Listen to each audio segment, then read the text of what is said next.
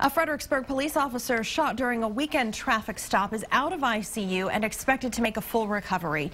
KXAN Hill Country reporter Ignacio Garcia spoke with friends and neighbors of Officer Bradley Durst. He has the latest on the investigation.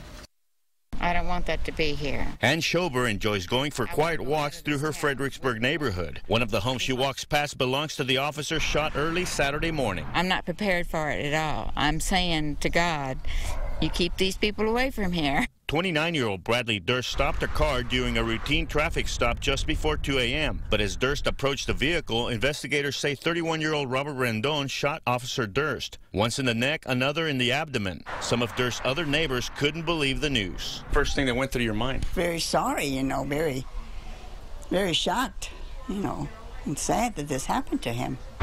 Police caught Rendon 2 hours later in San Antonio. That's where Officer Durst remains hospitalized as he recovers from the 2 gunshot wounds. His former college baseball coach at Angelo State University visited him at the hospital. As for Ann, she can't comprehend why someone would shoot her neighbor. We're thinking of him. I have been praying for him. And she hopes to see Officer Durst back home again soon. In Fredericksburg, Ignacio Garcia, KXAN News. Well, right now, that suspect, Robert Rendon, is in the Bexar County Jail charged with attempted capital murder. Bond for him is set at $750,000. We found out that only one law officer has ever died in the line of duty in Gillespie County, and that happened in 1928. A man shot and killed Deputy William Poppy in the community of Tividale when he and other deputies tried to search the man's car.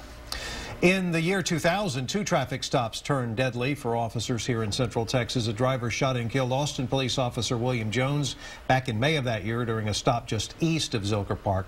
The suspect killed himself hours later in Houston when officers there cornered him. And that August, a 72-year-old man stopped in Hays County for not wearing a seatbelt, opened fire on DPS trooper Randall Vetter. The trooper died just a few days later from his wounds. The man was convicted of murder, and he died in prison. Last week, TxDOT unveiled signs dedicating a stretch of Interstate 35 in Hays County in honor of Trooper Vetter. Officers do take steps to reduce the risk of traffic stops. They call in license information about the car they're stopping so they can get information about potential risks before approaching the driver.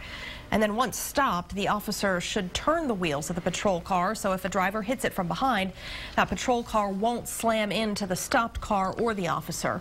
And they're trained to watch for suspicious moves and to count the number of people in the car before they approach.